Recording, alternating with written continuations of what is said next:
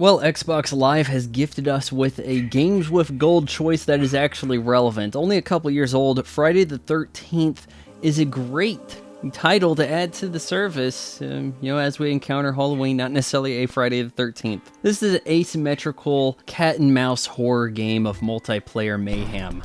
One character embodies Jason Voorhees, the iconic masked killer of many of the Friday the 13th movies, and it's also kind of noted here that you can play as different Jasons, one of them being the Jason from Part 5, who we know is not actually Jason, and the game kind of has some fun with this. Set in either the late 70s, although it shouldn't be 1980, up to sometime in the 80s. The game always kicks off with a guy with a mullet getting killed, and the campers have to run around in fear. You use the fear to help locate them, and meanwhile they have different activities. They can repair a car or a boat, call the cops, and surprisingly, if a black guy escapes to the police, they don't shoot him. Counselors can also radio Tommy Jarvis, a protagonist from the film franchise, to come in and do battle with Jason. Now look, I understand that the counselors did not come to Camp Crystal Lake prepared to square off with this demon. But come on, Tommy is coming into the scene to save people, brings a rifle with one bullet.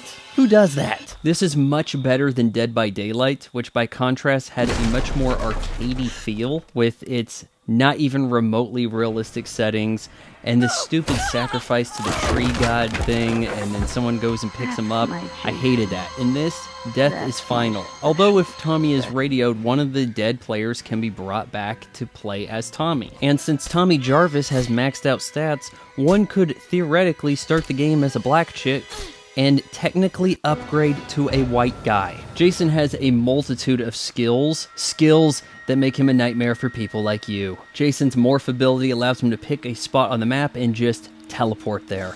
And he can shift, which allows him to become invisible and quickly sweep through the field of play so he can close distance on people. Because in many of those later movies, it never seemed like Jason was running, although I do know early on he was. There are many different attributes for the counselors and Jason alike, some having better defense than others. You can get perks that allow you to start with a map. Most people want to play this with in-game chat specified so that it's more realistic. You just hear the people around you. And if you pick up the walkie-talkie, you can communicate long distance, and it can be pretty scary.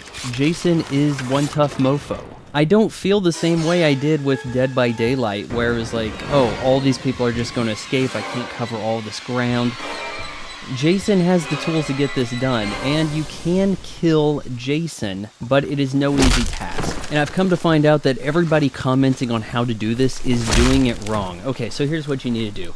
One of the female counselors has to go retrieve dead Mrs. Voorhees' sweater. Okay, check. You call Tommy Jarvis, you need a few people to die so that Tommy can get in on the scene, have him pick up a machete or an axe. Counselor with the sweater can then use the Y button, this is Xbox, to use the sweater's ability to kind of calm down Jason, make him think, oh, his mom's here, she's giving him orders.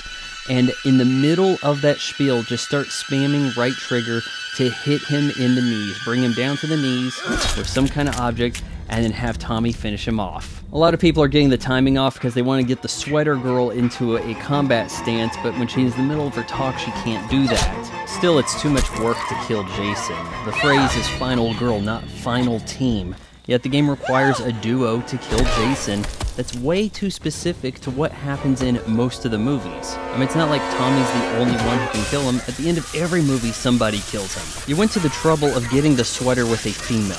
The mask has been knocked off.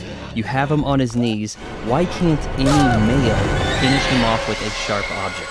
Regardless, Friday the 13th, the game, is a fairly authentic use of the film franchise license. And I do think it's a little weird that we're absent all of the rampant boobies this series has come to be known for. Where really, it was just an excuse to show some naked women and kill them. So if you're more into the slasher element of the franchise, or you want to play a unique game that's now free if you have Xbox Live Gold, or for the duration of your subscription, go ahead and check out Friday the 13th, the game. I give it an 8.5 out of 10. So we're at the part of the video where I have to beg you to hit the subscribe button and ring that bell, because subscribe doesn't really account to anything other than YouTube might someday send me a plaque.